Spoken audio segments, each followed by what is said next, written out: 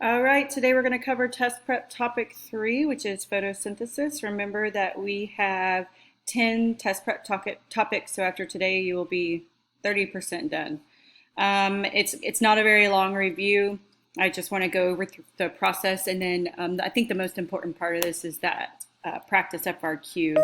Some people have asked for more practices. All right. Before we talk about photosynthesis, we need to just talk about the difference between a catabolic and anabolic pathway.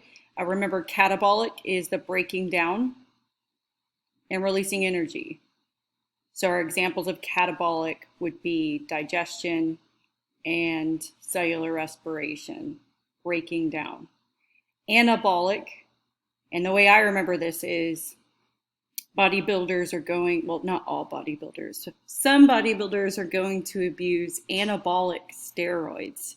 And so that always sticks in my mind. Anabolic steroids, anabolic steroids. Some so-and-so baseball player tested positive for anabolic steroids. So that always helps me remember, because what are they trying to do? Break things down or build things up? Well, they're trying to build up muscle, right? So anabolic is the build up. And you can build up basically a lot of anabolic processes: the building up of lipids, the building up of nucleic acids, building proteins, and building carbohydrates. In particular, the one that we're worried about, at least for this review session, is the building up of carbohydrates in the process of photosynthesis. Another example of a catabolic or anabolic, which can also be related to exergonic and endergonic, the giving, the releasing of energy, which would be exergonic catabolic processes, and the absorbing of energy, which would be your endergonic or anabolic processes. So ATP comes into play when we discuss catabolic and anabolic. And in particular, it's these phosphate groups that are really the focus with ATP, adenosine triphosphate. And sorry, my clothes are washing in the background. Hold on. Okay, sorry, my washing machine was really loud in the background. Okay, so then when we talk about ATP and the phosphate groups, it's a coupled exergonic endergonic reaction, also catabolic anabolic. When the phosphate groups breaks off, that's exergonic and catabolic, and that's when energy is released. When the phosphate groups are put back on, that's endergonic and an anabolic process. So the use of ATP as a source of energy, you can relate catabolic and anabolic to that. I doubt you're going to be asked to do that, but just so you know, that's how ATP works. And this is the general structure. You don't need to have any of that memorized. You just need to know, okay, ATP, energy. So that's just the general vocab term that you need to know.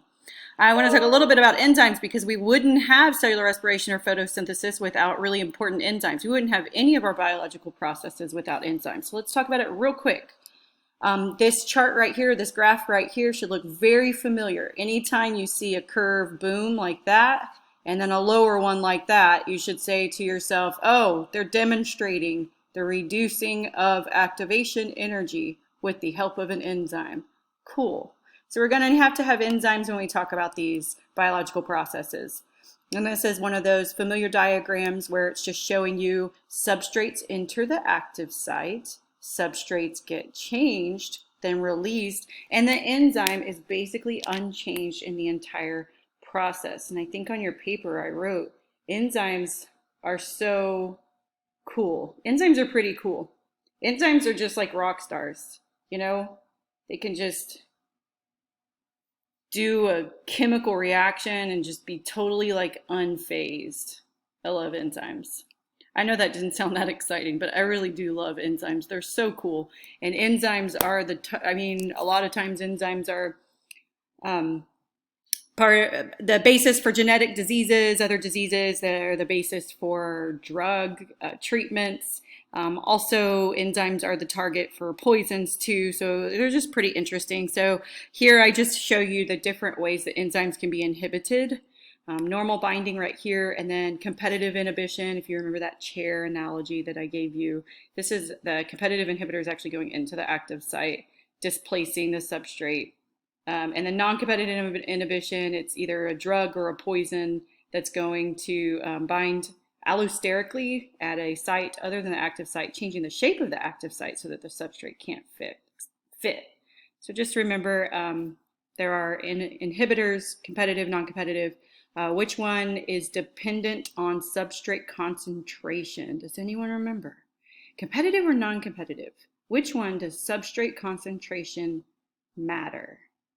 Yes, you are right. Competitive inhibition, substrate concentration matters. They're competing for the same site. If there's more of this than there is of this, then this one's going to win. Here, they're not competing for the same site. It doesn't matter how much of the little green blob you put on there, it's still not going to fit. So substrate concentration matters with competitive inhibition. And I wouldn't write this down as long as you understand the picture. You really don't need to write this down. But just so you know, those are the definitions in case you want to read them. In case you didn't understand what I said. I think at this point everyone really does understand competitive and non-competitive. I just put it in there for completion's sake to make me feel better. And then all biological processes are going to need control. And so feedback inhibition is going to be the way that biological processes get slowed down in order to reduce waste. The end product of the metabolic pathway actually loops back around and shuts down the pathway. And so I put a different picture on your notes because I actually couldn't fit this one on that paper or on that handout. So I just gave you a really simplified version, but it's basically the same thing. Through a series of reactions, you create this enzyme or this end product. The end product loops back around and actually shuts down the pathway that was responsible for the production of it to begin with. And this is a good thing. Feedback inhibition is something that naturally happens. It is a form of allosteric inhibition, but it's a natural occurrence. These two right here, we're talking strictly about drugs and poisons, and which can still be good too. This is how cholesterol gets treated with an enzyme inhibitor that keeps the cell from metabolizing lipids into cholesterol. But here, this is something that's really naturally occurring. So I remember in cellular respiration during glycolysis, that crazy enzyme that is involved in feedback inhibition called phosphofructokinase. Remember phosphofructokinase? ATP will, at the end of glycolysis, will loop back around and will inhibit phosphofructokinase. And then lastly, just for completion's sake, I need you to know that an enzyme activity can be affected by temperature, pH, and chemicals. And what I want you to picture in your head is the folding of a protein. The interactions between amino acids are changed when it is hot, when the pH is different, and when there's different chemicals. So it causes that enzyme, which is a protein, to become unfolded, otherwise known as denaturation. All right, moving on to photosynthesis. So remember, you have this beautiful circle here. The products of photosynthesis are the reactants of cellular respiration, and the products of cellular respiration are the reactants of photosynthesis. Beautiful. And ultimately, it all comes from the sun. All right, these are your photoautotrophs. These are the things that are going to do photosynthesis. And I just bring this up because I don't want anyone to get freaked out if you get an FRQ or you have a protist or a bacteria doing photosynthesis and you're like, what? Only plants do that. Nope, you're wrong. Protists and bacteria can also do it. All right, photosynthesis is going to be the conversion of light energy into food. And remember, the end product of photosynthesis is going to be what? What is it going to be? Yep, you're right. It's going to be sugar, but not just any sugar. A lot of people will say it's going to be glucose, but not quite. The end product of photosynthesis is G3P. Remember that 3-carbon sugar. And then you get 2 G3Ps that are going to make glucose, right? All right, here's just the parts. I wouldn't really spend a lot of time memorizing the parts of the chloroplast. I would just look at it and then move on. All right, here we go is the chemical formula for photosynthesis. Okay. Electrons. All right. So really, all this really is a series of redox reactions, which really just means that electrons are just getting transferred all over the place, and electrons are going to be the driving force behind the building of this organic compound called sugar. Okay, so it's all about the electrons. All right, I would not write all of these steps down again. If you remember all of these crazy steps that we went through, whoa, with the light reaction, here's all that I would know for this. Obviously, plants need water. Well, why do they need water? Because ultimately, water is what's supplying the electrons. The electrons that are getting passed all over the place and eventually being used to create this sugar. So I would know that, number one, water is being used to supply these electrons. What is causing the excitement of the electrons? What is like kind of driving them to jump up and be passed down the electron transport chain to begin with? That is light energy. Light energy is going to split water, therefore releasing its electrons so that they can be useful for something. And what are the main products of the light reaction? And that's going to be some ATP gets made, and then NADP, which remember is an electron shuttle, is going to pick up these electrons. Where did those electrons come from? They came from water. Where did these hydrogens come from? They came from water. So really what's happening is hydrogens and electrons from water are just getting taken off of water and carried to the Calvin cycle. That's really all that's happening here. Got some ATP getting made, that's cool. But really it's just the electrons and hydrogens from water are getting taken off of water, carried to the Calvin cycle.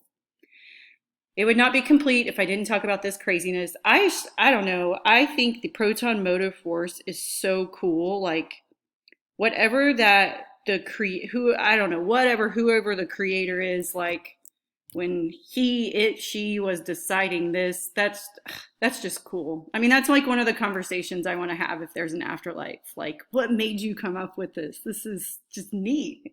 I don't know. I'm a loser. But I think it's so cool because you take something so simple like water, take the electrons, take the hydrogens off of it, and make this crazy like assembly line type thing where all the hydrogens are getting pumped out, and with the thylakoid, they're getting pumped in against their concentration gradient.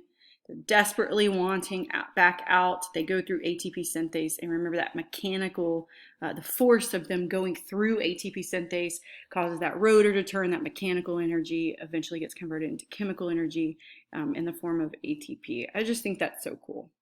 Yeah. And what causes the hydrogens to be pumped against their concentration gradient? It is the electron transport chain, kind of the force that is created with the electron transport chain. All right. And this is just showing you this right here, just a different kind of picture. This one is more simplistic, although some of you might argue and I would argue it's not that simplistic, but sort of kind of is because it's not showing you the proton motive force. This one right here is taking everything into consideration. And so this disc is your thylakoid. Light hits, water gets split. The hydrogens are out here floating around. The electrons are passed down electron transport chain. The hydrogens are getting pumped in against their concentration gradient. And then the hydrogens are getting diffused through ATP synthase to create ATP. Hydrogens are also joining NADP plus along with the electrons. Both of these products of the light reaction are going to the Calvin cycle. If you still don't understand this, that's okay. I would not stress about it too much. I would just maybe if you want help with the proton motive force, ask me and I can send you a video, but I wouldn't get too stressed about knowing the steps of this reaction right here. You just try to read over the steps here and here, and this presentation is in Veracross. And if you just still can't get it, I would just move on. All right. So those two products of the light reaction, the NADPH and the ATP, are going to be used in the Calvin cycle. And this is where the hydrogens and electrons from water are going to combine with carbon dioxide to finally make your sugar. So what is going to help make those bonds to build up to do this anabolic process? It's going to be the ATP. And then, so NADPH is carrying the hydrogens and electrons that are going to be combined with carbon dioxide. ATP is going to help build those bonds. And that's really all you need to know about that, is that G3P is going to get made, and you have 3 steps. Carbon fixation. I think what's important here to know is that Rubisco is an enzyme that doesn't end in ACE, which is kind of annoying. but Rubisco is an enzyme, the most abundant enzyme on Earth, so it's sort of like important.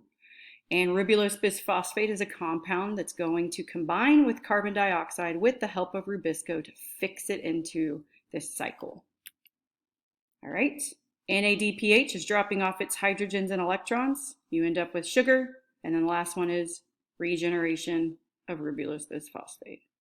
So you have carbon dioxide coming in, ATP coming in, NADPH dropping off hydrogens and electrons, and then your output is your G3P sugar.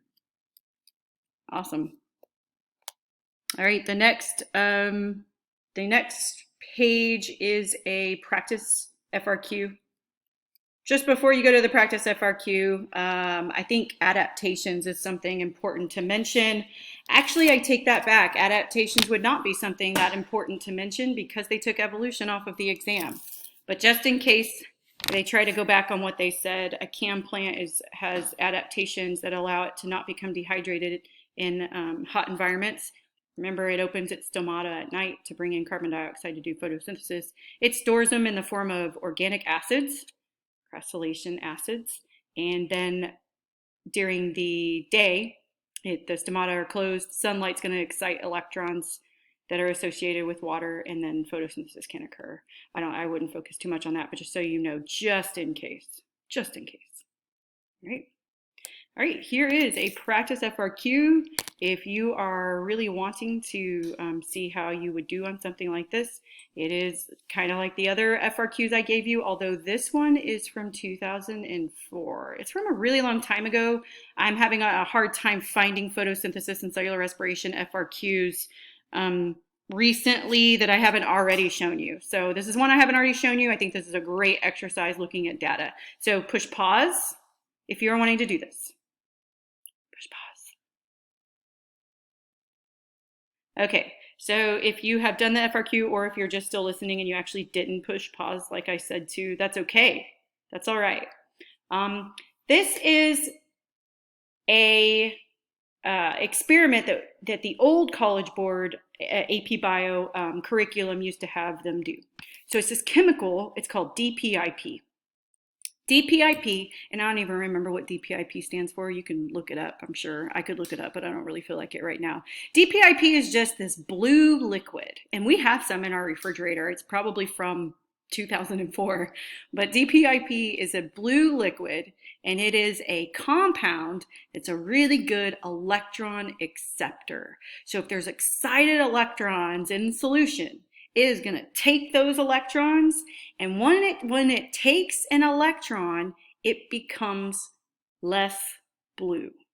So if it can eventually accept so many electrons that the solution changes from blue to clear. So that's kind of the basis that you need to know. And it's actually telling you that. It's an electron acceptor that changes from blue to clear when it is reduced. The one thing you would really need to know for this FRQ is, when is DPIP going to accept the most electrons? When photosynthesis is high or when the rate of photosynthesis is low? And that's something that you would have to make a decision on. And hopefully you would know DPIP would be most likely to accept electrons when electrons are excited, which means when the rate of photosynthesis is at its highest. All right, so the higher the rate of photosynthesis, the more clear DPIP is going to go. So then you look at your table, and you look at sample 1, sample 2, sample 3. All right, I got 3 samples and I'm setting a timer. And then, using a spectrophotometer. Cool. Spectrophotometer is just going to basically tell you how much light is passing through a solution. So the higher the rate of photosynthesis, the more light is going to pass through the solution because the more clear DPIP became. So you have, we have boiling happening here. Okay, so we have light, dark, light. All right, I know that light and dark has an effect on photosynthesis. Unboiled, unboiled, boiled. Well, what's boiling going to do? Well, remember I said that in order to have photosynthesis, you've got to have enzymes. One of the things that can affect enzymes is going to be temperature. So if these solutions are getting boiled, those proteins are going to denature. I would expect the rate of photosynthesis to go down. So what this is doing is just seeing which has a higher effect, or to what extent does light, darkness, and boiling have on the rate of photosynthesis. And the values you have here are the values your spectrophotometer gives you. You don't even need to know exactly what each number, well, it means percent transmitted. So how much of the light went through the solution. All right, so A says on the axis provided, construct and label a graph showing the results of the 3 samples. So let me show you here. So you would have been given a graph, which you are not going to be given a graph on this year's AP exam because you don't need a calculator and you're not going to make a graph. Every day they tell me little secrets about it because they're still trying to decide how this is going to go. But now I do know the secret I've been given a couple days ago, and it's not really a secret, but it's kind of a secret because I kind of find out randomly, oh, okay. So no graphs are going to be drawn and no calculators used. So you would have gotten 3 points. You needed to label your x-axis as time in minutes and your y-axis as light transmittance and percentage. Then you would do your 3 samples and you would do it all on one graph. This would have to be a line graph, and the reason it's a line graph is because it is over time. So remember, if it's over temperature, it's over time, you automatically know it's a line graph because you're looking for trends. So your data would need to be plotted correctly and it would need to be scaled correctly. So you would have 3 different lines, and I trust that everyone knows how to plot a graph. Time on the x-axis, percent transmittance on the y-axis, and you have 3 crazy lines. And so you would see that sample 1 is the one that would go up and would have the highest rate of photosynthesis. So you get 3 points for making the right graph. B, identify and explain the control of this experiment. This is a tough one. So the control, you would need to say here to get a point that the control is a basis of comparison. So with this one, sample 1 is actually the control because it's normal photosynthesis conditions. Normal photosynthesis conditions. So light and unboiled would be normal photosynthesis conditions. All right. So that would be your control. So let's look at the thing. Sample 1 is the control, so you get 3 points for this. Sample 1 is in the light and it has permissive temperature, blah, blah, blah. It means it's good temperature. A control is a basis of comparison and it helps with the reliability of data and experiment design. So you get 3 points for that one. Okay, and then C, the differences in the curves indicate that there were difference in the number of electrons produced in the 3 samples. Discuss how electrons are generated in photosynthesis and why the 3 samples gave different transmittance results. Here is this. Now they're wanting 6 things on here, and it's just very, very frustrating that the old exam format doesn't tell you how many. The new exam format should be a lot more straightforward with that, and we'll do more practice with that this week. So you needed to list all of these things right here. You needed to basically talk about chlorophyll and the photons and the water and the splitting of water. You need to talk about the relationship between DPIP and rate of photosynthesis. That's because of the excitement of electrons. Decreasing light availability decreases the quantity of electrons. Boiling disrupts the structures of enzymes. It's basically all the other things I talked about. And I'm not really sure what they're talking about here. This one I wish they would have written a full sentence for that. You know, they ask you to write a full sentence and then they're just going to list these 2 things right here. And so I'm going to be honest, I'm not exactly sure what they were wanting, but some kind of discussion of a photosystem and some kind of a little bit more discussion of data analysis. So these are 5 points right here. This one would have gotten you a 6th point. And remember, this is based on the old exam where a like 50 would have gotten you a 3. So you would have been aiming for like a 65% on this FRQ right here.